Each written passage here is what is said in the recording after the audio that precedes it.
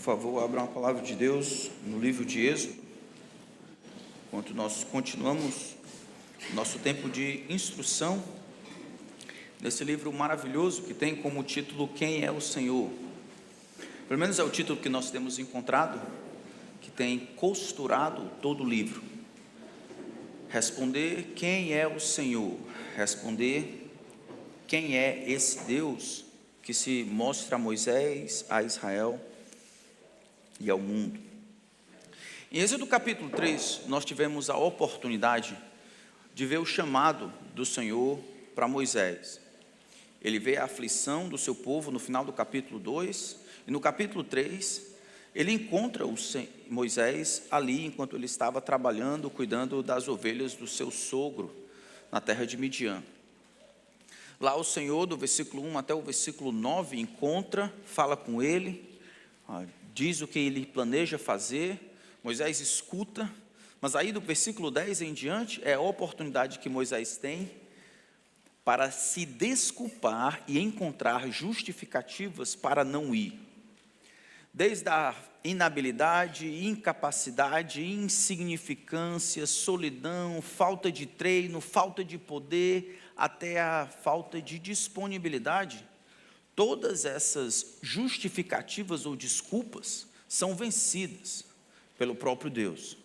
O Deus que sabia o que estava por trás de cada justificativa para não ir, acompanha Moisés em todas elas, até que Moisés finalmente reconhece que ele não queria ir, queria que Deus mandasse outro. E aí o Senhor, que não aceita não como resposta, envia Moisés mesmo assim. Moisés é um homem dobrável diante do Senhor, e ele deve então continuar a ser aquele instrumento escolhido para tirar o povo da terra do Egito, falar com Faraó, e aí por meio dele fazer todos os prodígios que iriam revelar quem é o Senhor. Mas Moisés passou 40 anos no deserto, sendo chamado filho da filha de Faraó. Depois, tendo que fugir e se esconder lá em Midian, ele passa mais 40 anos aprendendo a pastorear ovelhas, as ovelhas do seu sogro. Ali nascem os seus filhos, ali ele casa. Como é que Deus vai pegar este homem e transformar no maior líder que a história de Israel conhece? O texto que nós temos diante de nós, Êxodo capítulo 4, versículo 18 em diante, vai nos ajudar a entender exatamente isso. Nós encontramos aqui 4 movimentos, e nesses 4 movimentos nós encontramos o que Deus está fazendo, ou o que Deus vai fazer, o que Deus está dando para Moisés como instrumento para que Moisés se torne o homem que ele deve ser, o líder que ele deve ser. As cenas começam com a partida obediente de Moisés, versículo 18 até o versículo 23, depois um confronto que o Senhor tem com Moisés. O texto diz que Deus estava a ponto de matar Moisés ali no começo de uma jornada que demoraria mais 40 anos. Depois um encontro providencial entre Moisés e Arão, e aí depois uma confirmação deste plano de Deus, da escolha de Moisés, um pouco mais na frente, quando ele tem a oportunidade de se encontrar com o povo de Israel que estava sofrendo no Egito. Então a pergunta que o texto nos força a fazer não é quem é Moisés, isso nós já sabemos, levita, mas sim quem é o Senhor que age dessa maneira, como o Senhor vai transformar esse homem cheio de desculpas no maior líder da história de Israel. E aí o grande eu sou, ele se mostra como aquele que alinha os seus servos ao seu plano.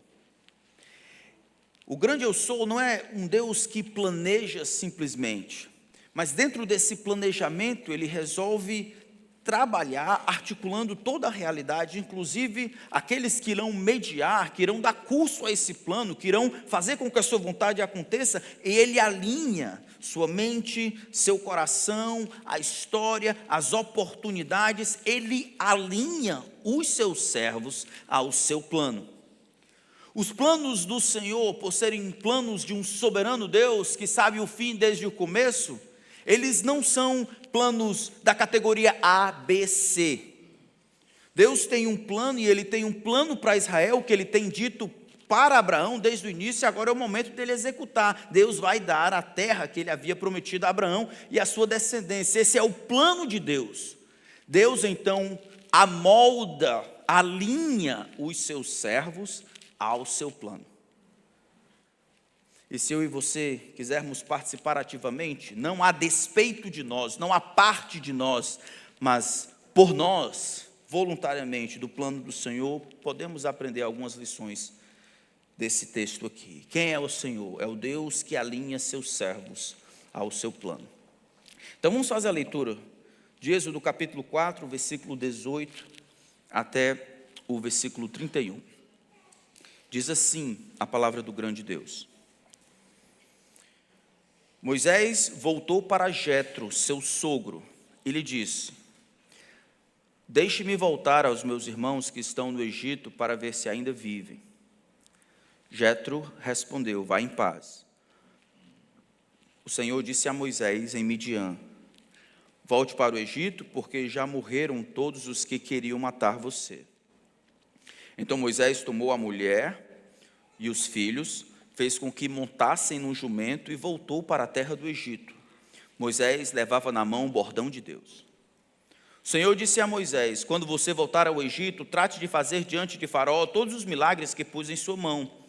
Mas eu vou endurecer o coração de Faraó para que não deixe o povo ir. Diga a Faraó: assim diz o Senhor, Israel é meu filho, meu primogênito. E eu digo a você: deixe o meu filho ir para que me adore. Mas se você não quiser deixá-lo ir, eis que eu matarei seu filho, seu primogênito. Estando Moisés no caminho, numa estalagem, o Senhor o encontrou e quis matá-lo. Então Zípora pegou uma pedra afiada, cortou o prepúcio de seu filho e com ele tocou os pés de Moisés. E lhe disse: sem dúvida você é para mim um marido de sangue. Assim o Senhor o deixou. Ela disse marido de sangue por causa da circuncisão. O Senhor disse a Arão: vai encontrar-se com Moisés no deserto. Ele foi e, encontrando-o no monte de Deus, o beijou. Moisés relatou a Arão todas as palavras do Senhor com as quais o havia enviado e todos os sinais que ele havia mandado realizar. Então Moisés e Arão foram e reuniram todos os anciãos dos filhos de Israel. Arão falou todas as palavras que o Senhor tinha dito a Moisés, e este fez os sinais diante do povo. E o povo creu. E quando ouviram que o Senhor havia visitado os filhos de Israel e visto a aflição deles, inclinaram-se e adoraram. Quem é o Senhor Deus? O Senhor Deus é aquele que alinha os seus servos ao seu plano. Como Ele faz isso? Quais são os instrumentos? O que está à disposição de Deus para que Deus modifique, alinhe, amolde o coração dos seus servos, a mente dos seus servos ao seu plano, fazendo com que o seu plano seja bem sucedido, mesmo quando os seus servos são limitados? Pelo menos 4 coisas que nós encontramos aqui. Em primeiro lugar, o Senhor alinha seus servos pela sua palavra soberana. O nosso texto inicia no versículo 18, dizendo que ele volta para Jetro, seu sogro. E a razão dele voltar de maneira obediente é que no final do versículo 15, Deus havia dito, ou melhor dizendo, versículos 15, 16 e 17, Deus havia dito, havia dado uma informação para ele que ele deveria voltar para o Egito, e agora no versículo 18 simplesmente narra o retorno obediente. A maneira como está sendo colocado aqui no texto original é que ele não voltou para casa depois daquele encontro com o Senhor no monte de Deus para considerar o que Deus havia dito, para colocar em oração o que Deus havia dito. Ali, no encontro que ele teve com o Senhor, Deus deu uma cartada final: a partir de hoje você deve voltar ao Egito, falar com o Faraó e deixar o meu povo ir, é isso que você deve fazer. Deus havia modificado o que ele iria fazer a partir dali. Um novo estágio da história de Moisés havia iniciado naquele momento, e ele retorna para casa para falar com Jetro. O texto diz isso. Ele é, até agora, guiado pela palavra soberana do Senhor. Um Deus que não tem restrição para dizer o que os homens, os seus servos, devem fazer. Um Deus que consegue modificar o curso da vida das pessoas. Moisés, Abraão, Pedro, Tiago, João, você e a mim. Um Deus que guia o seu povo por meio da sua palavra soberana. O texto diz que ele retorna, fala com Jetro. Lembra, Jetro, ele é midianita. Jetro não tem um conhecimento de Deus como Moisés tem. A gente não sabe muito ao certo se ele escolheu dizer apenas o que Jetro iria entender, ou se ele está querendo enrolar Jetro. Deixe-me voltar aos meus irmãos que estão no Egito para ver se ainda vivem. Ou se essa era uma maneira de dizer, eu quero ver como é que está lá a família, eu quero dar uma olhada, depois de 40 anos, se alguém ainda está lá. O fato é que é difícil de entender aqui por que ele escolheu explicar o seu retorno dessa maneira. Mas mesmo estando de alguma forma debaixo da autoridade do seu sogro, trabalhando para ele por 40 anos, tendo aquele vínculo estruturado como uma família só, ele sem rispidez. O texto não demonstra isso, demonstra simplesmente que Jetro concede paz e bênção. Vá, volte em paz. Vá tranquilo. E aqui nós encontramos, irmãos, uma estrutura espiritual muito comum na maneira como Deus guia o seu povo. A submissão que nós prestamos a uma determinada informação que Deus nos dá abre a porta para que mais revelação da parte de Deus seja concedido. A resposta apropriada que nós damos à informação que Deus nos dá por meio de sua palavra, essa obediência ao que Deus tem dito, dá condições, abre portas, oportunidades para que o grande Deus conceda mais abertura, mais informação, mais implicação, mais aplicação da sua palavra na nossa vida para que a gente consiga andar daqui para frente. Academias e a vida espiritual ou o exercício à piedade tem muita coisa em comum. Um homem não conseguirá no primeiro momento levantar talvez 200 quilos. E vai ser muito difícil ele levantar 200 quilos se ele não consegue levantar 5. À medida em que ele treina, levanta 5, passa um tempo, levanta 10, vai crescendo, pode ser que um dia ele chegue a levantar 200. Mas a sequência do exercício, assim como a sequência da fé, demanda que eu seja fiel com a porção de informação que o grande Deus tem me confiado e me dado. É assim a regra, não somente de como Deus se relaciona no Antigo Testamento, mas também no Novo Testamento. A regra do reino é, a quem tem, mais se lhe dará e terá em abundância. Mas aquele que não tem, até o que tem lhe será tirado. O versículo então nos mostra que, ele não sabe como Deus vai fazer isso, eu vou primeiro ali, eu vou primeiro ali lá, o que eu faço agora? Ele sabe que ele deve retornar, falar com o seu sogro, dizer que deve se despedir. Ele sabe para onde vai, ele deve ir para o Egito. E é só isso que ele sabe. Mas à medida em que ele caminha, Deus amplia a revelação a Moisés. O texto diz, no versículo 19, o Senhor disse a Moisés, uma nova revelação, uma nova informação. Ele sai de Midian, que era o que Deus havia dito para ele fazer, para ele estar em direção ao Egito, e Deus então amplia, concedendo mais informação sobre o que ele deve esperar, o que ele deve fazer. E a informação é uma informação real, mas difícil. Volte para o Egito, porque já morreram todos os que queriam matar você. Em outras palavras, Moisés não sabia, quando estava se encontrando com Deus no capítulo anterior, e que Deus mandou ele voltar para o Egito, que aquele faraó que havia tentado matar ele, havia morrido. Então as desculpas dele não tem nada a ver com medo ou receio pela sua integridade física, tem a ver com outras coisas que nós já vimos, ele simplesmente não quer ir. Agora aqui ele sabe, por Deus, de que aquele faraó que havia procurado matá-lo quando ele havia procurado libertar o povo e matado o egípcio, finalmente morreu. Então, com esse problema, ele não vai precisar lutar. Com a declaração, talvez de morte, com aquele processo legal, ele havia sido prescrito com a morte do faraó. Este problema agora, ele pelo menos não tem. É um outro faraó. Moisés não sabe, mas é bem pior que aquele. E essa piora é dito um pouco mais na frente. Versículo 20 diz que ele toma os filhos, monta no jumento, e ele volta para a terra do Egito, levando o cajado de Deus, que Deus havia dito para que ele levasse o bordão e fizesse os milagres. O Senhor, então, de novo, acrescenta mais informação. Deus diz que ele deve ir, ele fala com seu sogro, ele sai, lá Deus diz, você vai voltar. Aqueles que tentavam matar, intentaram contra a sua vida, eles já morreram, e ele sai com o seu jumento, a sua família, e aí Deus dá mais informação, em doses homeopáticas, à medida em que ele responde corretamente a revelação anterior. Isso dá oportunidade para que ele tenha uma mais na frente. Versículo 21 diz, quando você voltar ao Egito, trate de fazer diante de Faraó todos os milagres que pus em sua mão. Mas eu vou endurecer o coração de Faraó, para que não deixe o povo ir. Aqui é um texto difícil.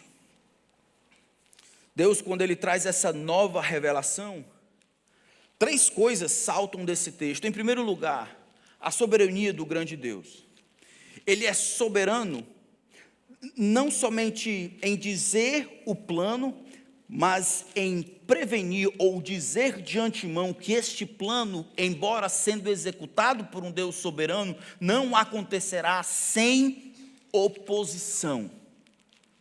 Só um Deus soberano que vê o fim desde o começo pode dizer, olhar pela eternidade, que é um eterno presente diante dele, dizer, você vai fazer isso, e o rei do Egito vai responder desta maneira, e eu vou ter que forçar o meu braço para destruir o seu orgulho.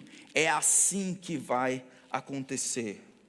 O endurecimento do coração de Faraó não é um acidente, não é porque Moisés não está falando direito, não é porque Moisés fez alguma coisa errada, ele é antecipado pelo próprio Deus, é parte, na verdade, integrante do plano do Senhor. Deus, a gente vai ver mais na frente no capítulo 9, pelo endurecimento de Faraó, Deus vai ter condições de confrontar todas as deidades do Egito e subjugar e humilhar o Egito completamente, receber a adoração. Isso é o melhor para o povo, porque em subjugar e humilhar todos os ídolos, o povo pode olhar para aquele que existe eternamente, o grande eu sou. Não é maldade da parte de Deus humilhar todos os ídolos construídos pela imaginação do homem. É um ato de amor, remover tudo que atrapalha a visão do Criador dos céus e da terra. É isso que Deus está fazendo. Haverá um endurecimento, haverá oposição. Isso faz parte do meu plano. Não é que eu estou antecipando o que pode, não é o plano B, A ou C, vai haver. Estou dizendo para ti, Moisés, o que vai acontecer. Isso vai ser uma oportunidade para que eu force a minha mão contra as deidades criadas no Egito. Deus prepara Moisés antes mesmo da oposição chegar. Ele fala que Israel é o seu primogênito. Não que Israel é o filho mais velho. Lembra que Israel é o nome que Deus havia dado para Jacó, que não é o filho mais velho, né? Não é o filho mais velho de Isaac. Mas sendo que Esaú, o filho mais velho, cronologicamente, havia desprezado o direito de primogenitura, trocado ele por um prato de lentilhas, então Jacó, ele acabou recebendo e herdando esta bênção. Mas na frente, quando ele realmente se converte, Deus muda o nome de Jacó para Israel. Deus, ao dizer Israel é o meu primogênito, é o meu filho, ele não está dizendo, ele é aquele que nasceu primeiro, o meu primeiro amor. Ele está dizendo, é aquele que eu escolhi soberanamente para ter um relacionamento especial comigo. E o terceiro princípio que nós encontramos aqui é esta revelação progressiva. Luz aparece à medida que eu ando, mais luz aparece na luz. Eu ando, e à medida que eu vou andando, as coisas caminham.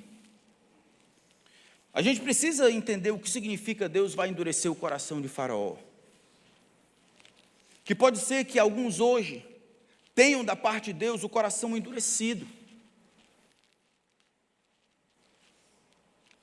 Essa descrição aqui é a primeira Essa é a primeira vez em que aparece essa descrição, que acontece mais 20 vezes. Nas primeiras 10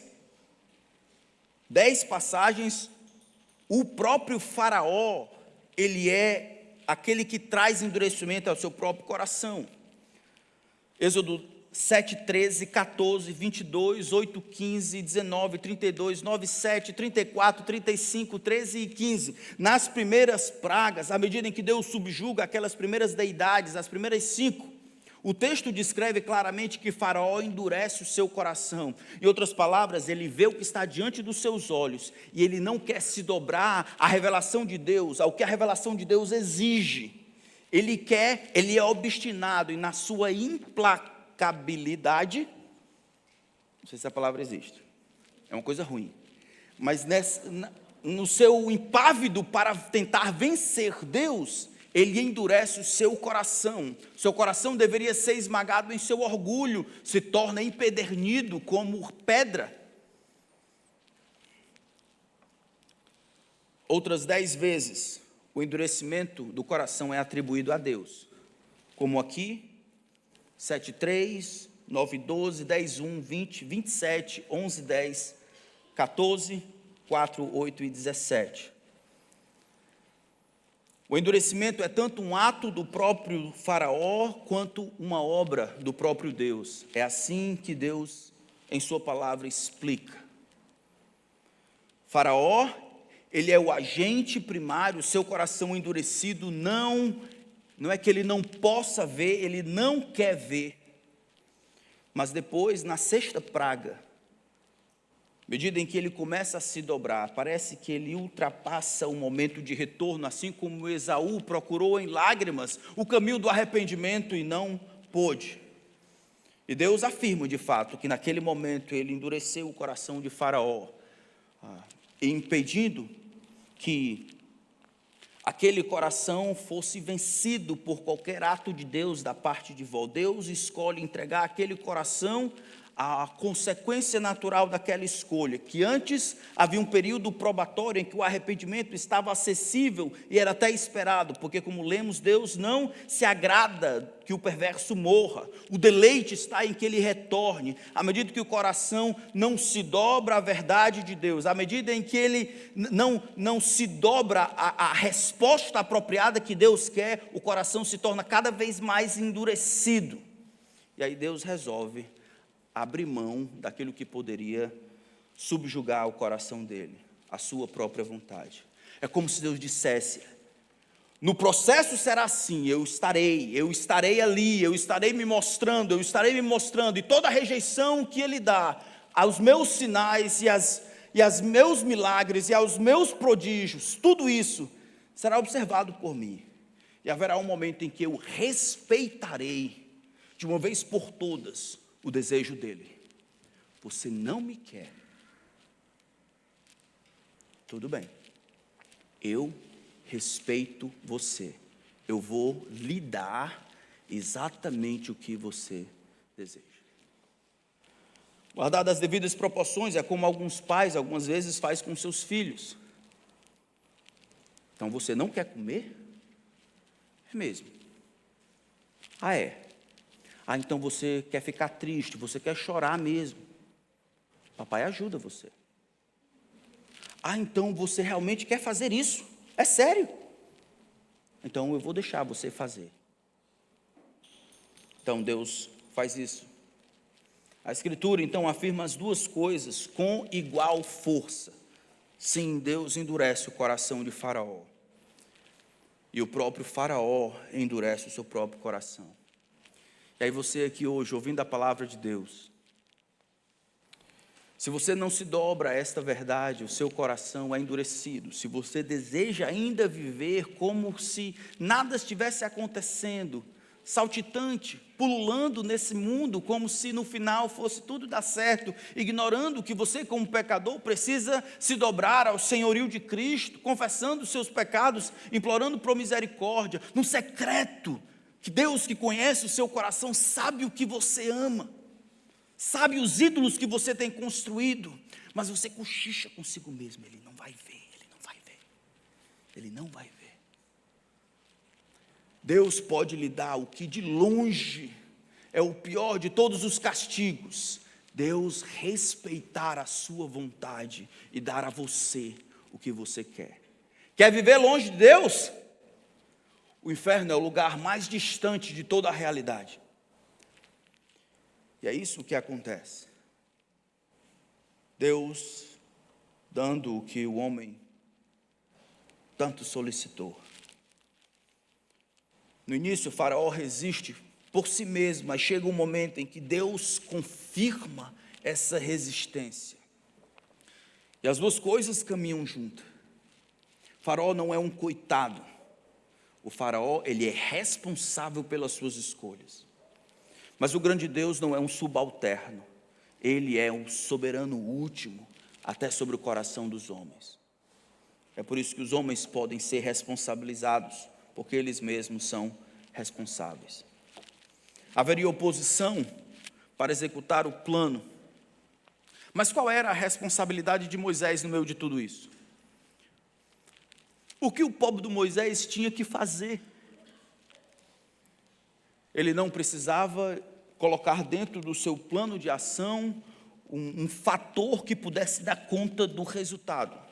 Ele não precisava controlar os resultados da sua fidelidade. Ele não precisava fazer isso. Ele só precisava obedecer. Deus está dizendo: haverá oposição. Vai ter oposição? E como é que vai ser? E como é que eu vou fazer no meio da oposição? Como é que eu vou fazer se o povo... já viu se vai dar certo ou não vai? Como é que será isso? Moisés só precisa obedecer. Essa é a única responsabilidade que ele tem. Não é como nós, algumas vezes, nós ficamos animados e ficamos convencidos para obedecer apenas quando podemos ter certeza que o resultado será bom. Não, se eu tiver certeza de que o resultado vai ser o esperado, então eu me animo. Quando eu espero dificuldade num relacionamento, numa determinada empreitada, num trabalho, num movimento missionário, em qualquer que seja aquilo que o grande Deus, por sua palavra, me empurra a fazer, os meus cálculos desejam controlar de alguma forma os resultados do que vai acontecer. Deus, ele quer impedir Moisés de achar: é difícil, Deus me abandonou. É difícil, vai ter oposição, não pode ser de Deus. Deus já diz de cara: haverá oposição, isso vai acontecer. Isso não é competência sua lidar com corações endurecidos, Moisés. Isso cabe a mim. Você ouve e obedece. O restante é comigo. E quando o negócio ficar difícil, Moisés, não tem nada a ver contigo não. Eu não te abandonei, eu não esqueci de ti, meu plano não ficou frustrado, meu plano nem mudou. Sou eu agindo. E eu estou dizendo de antemão, para que quando acontecer, vocês saibam que foi eu que enviei vocês. Você não pode controlar os resultados. E pare de querer controlar os resultados para obedecer a Deus. A sua responsabilidade, a minha responsabilidade é obedecer. Então, se a sua esposa não submete como deveria a sua liderança, se o seu marido não ama e serve como ele deveria, se o seu pai não instrui você na palavra, ou não liga, ou é um pai, uma mãe ausente, e você não tem todas as motivações para obedecê-lo e honrá-lo, se os seus líderes não fazem, o seu trabalho não é valorizado como deveria, a sua responsabilidade é ser fiel a Deus. Você não foi chamado para controlar os resultados da sua fidelidade. Deveria esperar que haveria essas oposições. Você precisa ser encontrado fiel. Ame a sua esposa. Honre o seu marido. Obedeça os seus pais. Trabalhe como para o Senhor e não para os homens. É isso que você deve fazer. Nós vemos várias ilustrações disso em toda a palavra do Senhor. A maneira como nós devemos obedecer. Obedecer, e à medida em que obedecemos, mais é revelado. Uma das ilustrações mais claras é aquela de Josué. Vocês lembram quando Josué está destruindo a grande cidade de Jericó? Josué, faz assim, traz o pessoal, coloca essa lista e tal, todo mundo na frente, aí você vai rodear a cidade 7 dias. Aí no 7º dia você vai rodear a cidade 7 vezes, e ao final da 7ª vez todo mundo vai tocar a trombeta.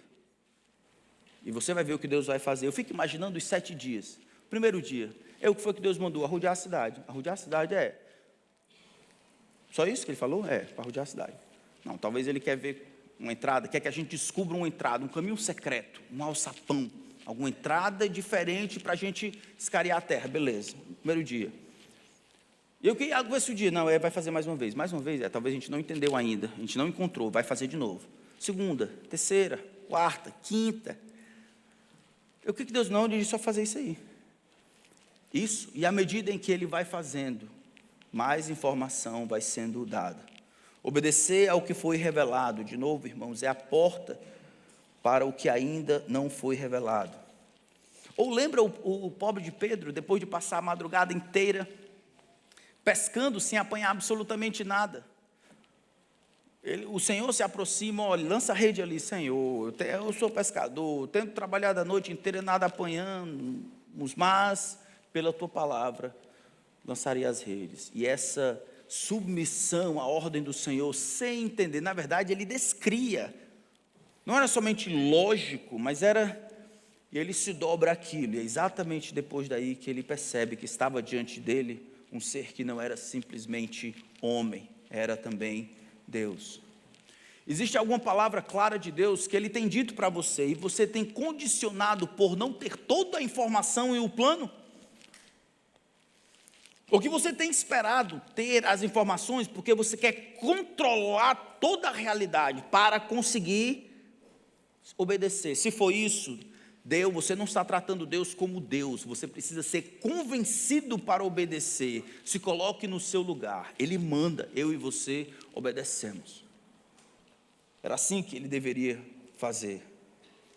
Haverá, irmãos, também na nossa vida, como cristãos, oposição, mas isso não deve nos paralisar.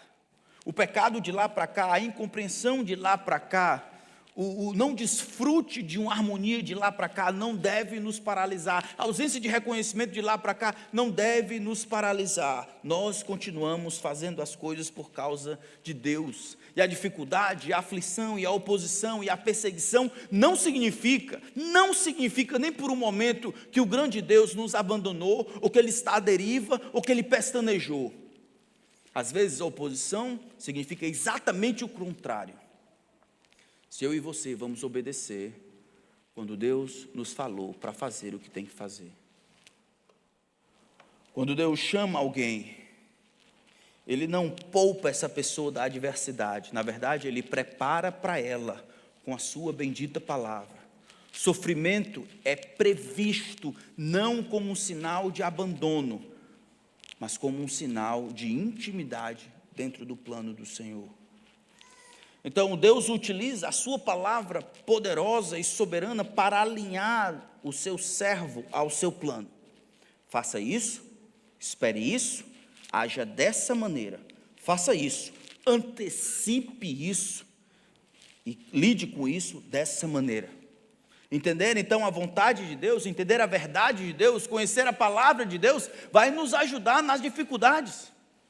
Imagine alguém que bebeu de Hollywood e acha que a vida de casal é assim: eu encontro uma pessoa, olho para ela olha para mim, dá certo, vamos viver felizes para sempre. Ignora todas as outras informações que a Bíblia fala sobre a resolução de conflitos e o pecado interno, mesmo entre aqueles que se amam. A ausência de informação vai destruir as expectativas que, se fossem compreendidas pela palavra de Deus, iriam preparar esta pessoa para se dar bem no casamento, ser relativamente feliz, não sem dificuldades, mas com fidelidade debaixo da bênção de Deus. O Senhor utiliza a sua palavra para alinhar os seus servos ao seu plano. Mas Ele também utiliza o confronto santo. E o nosso texto não para por aí. No versículo 24, aparece uma das cenas mais esdrúxulas, como diz o meu filho. Ele fala esdrúxulo, não sei porquê. Da Escritura. Difícil. O texto diz no versículo 24, Estando Moisés no caminho para onde? Para o Egito. Então ele está obedecendo, ele não está fora, ele está obedecendo. Deus deu para ele uma informação, ele fez. Deus deu outra informação, ele fez, e ele continua indo. Ele está sendo guiado pela palavra de Deus. E aí eles chegam nessa estalagem. Nessa estalagem, ele vai ter uma visita inesperada. Diz que o Senhor o encontrou. A ideia do Senhor o encontrou aqui, ele está dizendo que o Senhor o procurou e o encontrou. A descrição é de Deus, de um Deus que age em toda a realidade, um Deus que não está olhando para ver se encontra, é um Deus que vai diretamente fazer o que Ele deseja fazer. Ele, neste caminho, enquanto Ele está caminhando nesse caminho, o grande Deus se interpõe entre Ele e o restante do caminho, entre Ele, Moisés, e a execução do seu plano. E a gente vai saber um pouco mais na frente o que isso significa. O texto diz não somente que Deus o encontra enquanto ele caminha para lá, mas que Deus tem uma intenção. Qual é? Matá-lo. O Senhor o encontrou e procurava matá-lo, matar Moisés. Por que Deus queria matar Moisés? Enquanto nós olhamos aqui com uma certa expectativa, versículo 25 diz que Zípora pega uma pedra afiada, cortou o prepúcio de seu filho, e com ele tocou os pés de Moisés e lhe disse: sem dúvida você é para mim um marido de sangue. Assim o Senhor o deixou. Ela disse: marido de sangue, por causa da circuncisão. A circuncisão, ela havia sido estabelecida pelo próprio Senhor em Gênesis capítulo 17, do versículo 9 a 14. A circuncisão não era um aspecto cultural simplesmente, era uma marca. No texto que vocês podem ler depois, Deus queria que a marca de um pertencimento estivesse na carne deles. Então, cortar a carne do prepúcio demonstrava que aquele povo pertencia a Deus. Deus havia estabelecido dessa forma. Não era algo, uma trivialidade, era uma marca clara do sinal que Deus, da aliança que Deus havia feito com Abraão, Isaque e Jacó. Deus disse para Abraão: e dali em diante todo macho deve ser circuncidado ao 8º dia. Ele deve fazer isso. E aquele que não fizer isso vai morrer, será eliminado do meu povo.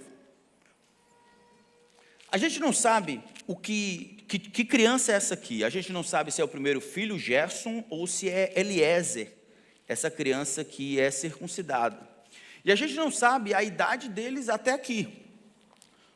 E ali, lembra, Moisés, ele casa, ele ajuda lá as filhas de Jetro, depois ele vai morar com eles. Lá Jetro dá a filha, Zípora, para que ele case, e ele começa a ter filhos. Gerson recebe esse nome porque eu sou peregrino em terra estranha, e depois Eliezer. Mas nós não sabemos na cronologia bíblica qual a idade desse menino. Ele podia ter acabado de nascer. Ele talvez só depois de 37 anos morando em Midian, esse menino nasceu. E agora estamos falando de um menino de 3 anos. E o outro talvez de 5 anos. De qualquer forma, mais tempo do que o 8º dia, que era o que a lei que Deus havia dado a Abraão dizia. Mas pode ser que esse menino já tivesse 25 anos. Pode ser que esse homem tivesse 30. Debaixo da autoridade paterna, Deus responsabiliza o pai pela manutenção dessa aliança, da demonstração clara de que aquele povo pertence a Deus. Deus não está disposto a fazer exceções e admitir escusas e mudar o caminho e dar jeitinho brasileiro para que Moisés possa ser aclamado e um líder, quando ele, promovendo o avanço do plano de Deus, não se limita a obedecer a Deus, não assume a sua responsabilidade, não demonstra o apreço que ele tem por esta aliança, circuncidando seus filhos. Nem Moisés, escolhido por Deus, preparado por Deus, e a gente vê no capítulo 1 e 2, mesmo antes do seu nascedouro, a proteção, o cuidado, o levar de Deus, o ensino, a instrução, até esse momento aqui, não invalida o desejo de Deus de que os meios que Deus utiliza, os mediadores que Deus utiliza, os homens e mulheres, os líderes que Deus utiliza, os instrumentos que Deus utiliza para realizar o plano que Ele estabeleceu, eles precisam, mais do que outros até, serem instrumentos adequados, santos, que valorizam o que Deus pensa. Mesmo Moisés, chamado por Deus, vindo Deus face a face ali, no arbusto que queimava sem se consumir, se não aprender a se dobrar, se não obedecer e resolver as coisas em casa, não dá para ele. Ele não está imune ao julgamento de Deus. Deus aparece e Ele está disposto a matar Moisés. Nós aprendemos com esse encontro que a santidade de Deus é algo inegociável. Nem mesmo o escolhido recebe tratamento especial. Na verdade, a quem muito é dado, muito é. Aí você tem um bocado de anos de fé. Olha para trás e vê um conglomerado de boas obras. Aí você começa a achar, se arvorar sobre essas boas obras, achando que o grande Deus muda os seus planos. Ou Ele vai ser condescendente com desvios de caráter, que agora você pode maneirar, diminuir a santidade, levar na esportiva, isso é coisa de jovem, agora você está tranquilo. Entre a sua percepção do que você acha que Deus está fazendo e a revelação de Deus, você fica com a revelação de Deus. Nem um pecado trará ganho. Não há nenhum ganho na obediência. Na desobediência, exatamente, só para saber se estava prestando atenção. Segundo, essa aliança não é simplesmente cultural. A circuncisão não era só uma tradição. Ela demonstrava a obediência que se tinha a Deus. Esse texto aqui também nos mostra que existia um desalinhamento, e esse desalinhamento era dentro da família de Moisés. Esse incidente aqui revela uma fratura entre Moisés e Zípora. E o texto explica completamente, a nós que somos leitores, que a maneira como ela não faz como um ato de fé, ela faz com raiva e amargura. É difícil de entender o que estava acontecendo. Por que Moisés não faz? O que tudo indica, não havia uma compreensão, eles não estavam na mesma página em relação a isso. O Senhor parece que foi paciente, porque ele estava pecando durante esses 40 anos, agora sendo escolhido por Deus para libertar o povo, para exaltar a aliança. Moisés precisa honrar a calça, o vestido que veste naquela época, naquela cultura, e liderar a família. Mas parece, talvez, que ele estava querendo paz a todo custo, não contava com a compreensão da esposa, mesmo para essas coisas, ele deveria ter feito o que deveria fazer. O texto parece sugerir que Deus vem e o encontra, e parece que está prestes a matar, como que segurando ele, e ele está impossibilitado agora de obedecer a Deus, segurando ele pelo pescoço ou pelas coisas, parece que ele está lá, não dá para saber, e ela então precisa tomar a dianteira para fazer. O texto termina a cena dizendo, Deus o deixou, o Senhor foi embora. Mas o texto demonstra essa ruptura dentro da família. Não dá para a gente saber que filho é esse. Há quanto tempo Moisés estava casado durante a permanência de 40 anos? Quando nasceu o filho mais velho? O que a gente vê aqui é que por essa pequena negligência, aparentemente, por deferência aos desejos da esposa dele, ou talvez para manter a paz no lar, Moisés quase perdeu a oportunidade de servir a Deus, e haveria desperdiçado 80 anos da sua vida, 80 anos de preparação e treinamento. Isso deve nos chamar a atenção, não é não? Moisés estava indo liderar o povo da aliança, mas a sua própria casa estava fora da aliança. Um desalinhamento familiar. Não estavam vendo as mesmas coisas, vivendo para as mesmas coisas. E isso pode ilustrar grandemente muitos dos conflitos que nós encontramos dentro da própria família. O marido ou a esposa. E a falta de submissão ao que a palavra de Deus diz. Uma diz que quer fazer de uma determinada forma, enquanto o outro diz que quer fazer de determinada forma. A ausência, a falta de liderança masculina acaba dando justificativa na cabeça das mulheres para assumirem determinadas responsabilidades e prerrogativas que Deus não deu a elas. Ou os homens buscando paz a todo custo, não tomam uma direção radical em direção a Deus. Mulheres com amargura, porque os homens não cumprem as suas responsabilidades. O desconforto de tantas mães quanto à disciplina paterna. A falta de fazer o que é certo por falta da liderança masculina. Falta de alinhamento sobre o que devemos fazer. Falta de submissão à palavra de Deus. Antes que Moisés possa ser um líder publicamente, o Senhor deu a ele a oportunidade de se alinhar pessoalmente. Que ele havia perdido. Deus, ele usa confrontos santos para alinhar o seu servo ao seu plano. Me diga, a sua vida tem confronto?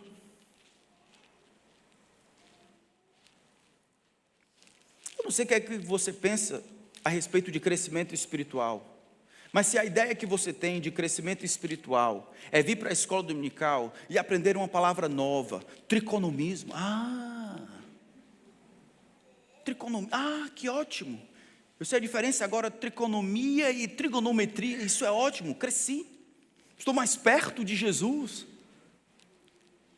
Na Bíblia Sagrada, na revelação que Deus nos deu da parte dele, uma das coisas que a graça de Deus faz, conforme Tito capítulo 2, versículo 13, é trabalhar sempre em duas frentes. Porque a graça de Deus se manifestou salvadora a todos os homens e ela nos educa a quê? Eu digo, a renegar as paixões mundanas, a ver as coisas desgraçadas como desgraçadas, pecado como pecado, paixão mundana como paixão mundana, e a abster disso, a renegar isso. A graça, ela me educa a renegar isso, a viver no presente século de forma justa e piedosa. Se não existir esse confronto, Deus dizendo, aqui está errado, tira, coloca isso aqui, não há crescimento real. Então, se você não está habituado a ser confrontada, se o primeiro sinal de confronto você faz beicinho, não quero mais não, você nunca vai crescer. Estará ad infinitum, só depois da glorificação é a sua esperança. Porque daqui para lá haverão pontos cegos na nossa vida, áreas em que eu não consigo ver, que eu preciso de Deus por meio de sua palavra e outras pessoas, de Deus vindo de uma maneira poderosa, de uma maneira mais clara, não me disciplinando, dizendo aqui está errado, não importa quem você seja, de Moisés, de Abraão, de pastor, de obreiro, de evangelista, de apóstolo, não, apóstolo não dá mais, qualquer outro, não importa. Não importa se você viveu 70 anos, não importa se você viveu 120, a maneira como nós crescemos é Deus nos confrontando por meio de sua palavra, utilizando a boca dos outros, dizendo, está errado, dando a nós a oportunidade de abraçarmos aquilo que é certo. Deus usa o confronto santo como dispositivo essencial para mudar, para alinhar, para amoldar os seus servos ao seu plano. Moisés não está fora, Davi não está fora, Eli não está fora, e você pode encontrar os santos do passado e do presente. Não foi assim que Paulo fez com Barnabé? Não foi assim que Paulo fez até com Pedro, o apóstolo? Quando vi que eles não caminhavam, não faziam, tratando as pessoas com parcialidade, eu os repreendi na presença de todos. Muito amor foi necessário para que Paulo dissesse para Pedro, isso não é a vontade de Deus, dando a chance de Pedro de crescer. se acostume com confrontação. A confrontação, ela deve vir naquela modalidade, amor e verdade. Porque verdade sem amor não existe. E amor sem verdade é outra coisa. Mas as duas coisas juntas, elas vão fazer um instrumento por excelência que Deus utiliza para confrontar vocês. A nós. Deus utiliza isso. Em 1 Samuel capítulo 2 e 3, Eli e os seus filhos, o seu desalinhamento familiar. O sumo sacerdote, Eli, sabia dos pecados de seu filho, dos seus filhos Ofni e Finéias. Ele os repreendeu levemente, mas honrou seus filhos mais do que a Deus, em 1 Samuel 2, 29. E o julgamento veio, irmãos. A família de Eli foi cortada do sacerdócio para sempre. Para sempre. Acabou. Oportunidade removida para sempre. Porque é isso que pecado faz. Pecado mente para a gente, dizendo que haverá ganho. Ele rouba as coisas que nós poderíamos ser, nós poderíamos fazer. E essas coisas que são perdidas para sempre. Não despreze aquele que confronta você. Não despreze a maneira como Deus o utiliza. Antes de querer ser missionário ou líder publicamente, lembre que o grande Deus trabalha com você de maneira privada. Se existe um desalinhamento pessoal ou familiar na sua vida, como é que você pode avançar no chamado? Lute contra isso. Peça ajuda, coloque diante de Deus, se alinhe com base na palavra de Deus, se submeta, homens, mulheres, crianças, se submetam à palavra de Deus. Não haverá avanço se as coisas não estiverem ali. É isso que a graça de Deus faz. Algo que você tem feito, que você não tem feito por falta de liderança ou medo de conflito em casa? Me diga, você tem mais medo da sua mulher do que tem medo de Deus?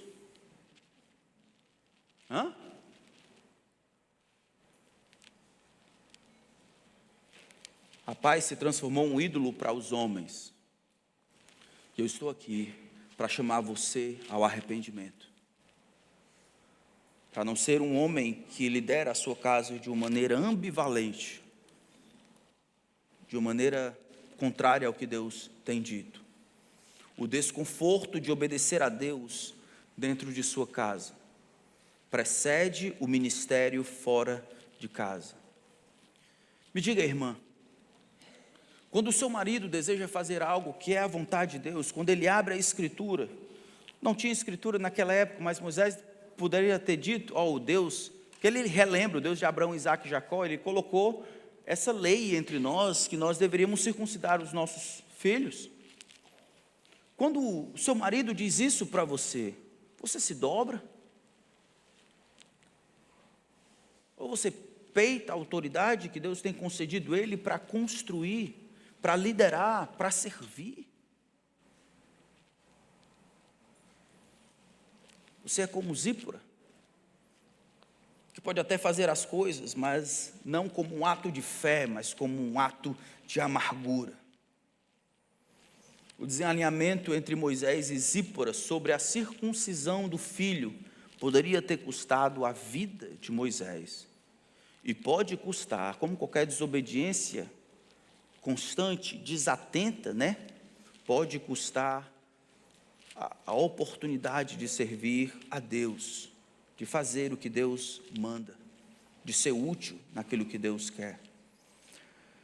O confronto de Deus com você não é um descarte, na verdade é cuidado. Significa que Deus deseja ainda trabalhar com você para a sua glória. As próximas duas coisas são a providência de Deus e depois, mais na frente, a confirmação por meio do seu povo.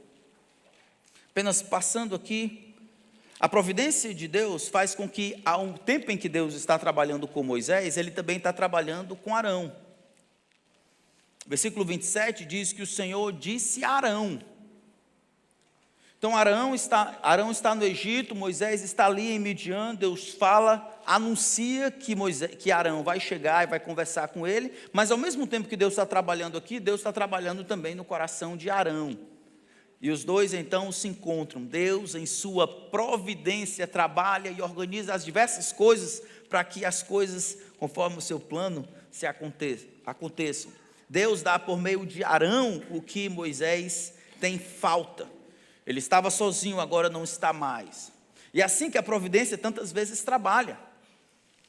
Deus trazendo determinadas coisas à existência por meio de pessoas. Eu fico lembrando, vocês vão lembrar, quando Deus diz para Moisés: quem fez a boca do homem, ou surdo ou mudo, não sou eu, Senhor? Isso foi a resposta de Deus ao que Moisés havia avaliado sobre si mesmo. Eu sou pesado de língua, de fala, não sei falar direitinho, nem antes, nem agora, depois que o Senhor falou comigo. Em outras palavras, Moisés talvez tenha suspeitado: Deus vai me munir de milagrosamente mudar a maneira como eu articulo as minhas palavras e falar claramente, ser um homem poderoso, um homem com uma retórica impressionante, que vai impressionar o Egito e todos os israelitas com os seus líderes. Não, Moisés ainda é Moisés, e a cobertura do que falta a Moisés, que é um representante, alguém que fale em seu nome, não vem por meio de um milagre, vem por meio de gente. Na providência de Deus inclui milagres, inclui prodígios, mas inclui outras pessoas. Algumas vezes o grande Deus, que poderia simplesmente ter dado eloquência a Moisés, decide providenciar Arão. Isso nos ensina algo de como Deus opera. Ele frequentemente supre o que falta, não por meio de milagres solitários, que ninguém vê, mas com pessoas. Com pessoas. Deus estava trabalhando por meio da providência, trazendo encontros, ajuda por meio de pessoas. A história de Agostinho é assim. Mônica, sua mãe, no quarto século, Mônica, sua mãe, orou a vida inteira pela conversão de Agostinho, que era um homem muito imoral na sua vida adulta, muito capaz, mas muito imoral na sua vida adulta. E aí o que aconteceu é que ele sai de onde está e vai morar em Milão. Deus o conduziu, ele descrente, e ele vai aprender com o bispo de Milão sobre retórica, nada de Deus, nada de Jesus. Ele queria aprender retórica, ele foi para a igreja. Sabe que o pessoal vai para a igreja com outros objetivos? Outros objetivos, completo. Rapaz, eu vou ler de encontrar a namorada até aprender retórica, tem de tudo. Viu? Estou de olho. Tem de tudo. E aí ele está lá. Enquanto ele está tomando nota, vendo o bispo Ambrósio pregando, ele se depara com a realidade de quem é Cristo. É assim que ele diz que chegou à conversão. Ele foi convertido providencialmente por causa da sua curiosidade. Deus trouxe. Alguém estava orando no passado, Deus então providencialmente dirigiu a história para que ele recebesse o que precisava, a mensagem sendo pregada com clareza. Alguns de nós nos sentimos sozinhos no ministério, na vida, no trabalho, mas não imagine que Deus com isso está nos abandonando. A providência de Deus algumas vezes, muitas vezes, chega a nós por meio de pessoas, não por meio de um milagre solitário, mas por meio de pessoas. Alguém que Deus traz, um lugar que Deus nos envia, a mão de Deus na providência, encontros, pessoas, circunstâncias, para nos ajudar a cumprir aquilo que Ele deseja para nós. Então esteja aberto a essas parcerias, que são aquelas pessoas, aquelas oportunidades que Deus em sua providência tem trazido para que você cumpra a sua função. Abrace todas elas para a glória do Senhor. E aí termina com o povo agradecendo. Vocês podem ver no versículo 29 que tem um salto grande. Então Moisés e Arão se reuniram com os anciãos de Israel. Muito tempo passou, eles foram lá. Arão fala as palavras como Deus havia dito. para Moisés fazer. Moisés faz os sinais diante do povo e diz que o povo creu. Essa é a primeira vez que ele descreve o povo dizendo creu. A palavra aqui significa o povo disse amém. Amém a quê? Amém é o que está depois do versículo 31. Ouviram que Deus havia visitado os filhos de Israel e visto a aflição deles e se inclinaram e adoraram. O povo creu em quê? Que Deus era um Deus ativo, que Deus havia visitado o seu povo, que Deus havia vindo para redimir, finalmente que as promessas haviam feito no passado, que Deus era fiel ao que havia acordado e Deus não estava passivo. No anonimato, Deus havia chegado finalmente. E o povo responde ao movimento da parte de Deus, se inclinando e adorando. Essa é uma das poucas vezes no livro de Êxodo que o povo adora, que o povo se inclina. A fé deles é real, frágil. No capítulo 5 eles vão reclamar, mas aqui é real. Deus veio, eu vejo Deus fazendo, eu me inclino e eu adoro. O Senhor confirma então o seu plano por meio do povo. Esse é uma coisa importante aqui. Porque lembra que Moisés, nas suas desculpas, estava com medo do povo não crer? Lembra disso? A gente não sabe se o povo disse assim, que conversa, e ele teve que fazer os milagres. O fato é que ele faz o que Deus disse para ele fazer, ele é fiel até aqui, Deus trabalha nesses instrumentos, e Deus então, por meio do seu povo, valida o plano dele para Moisés, respondendo ao que Deus havia dado para ele fazer. E é pela primeira vez o povo realmente adora com alegria o que estava acontecendo. Existe uma coisa que costura tudo aqui.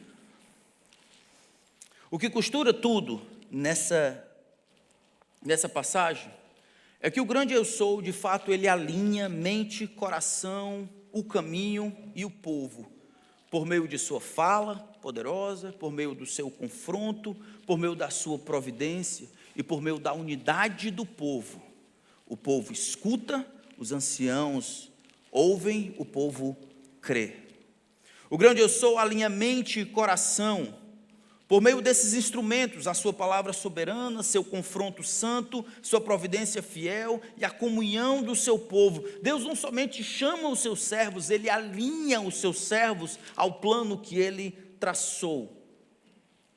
Ele não somente chama os seus servos, mas capacita para que eles façam o que devem fazer. Isso não é simplesmente no ministério aqui.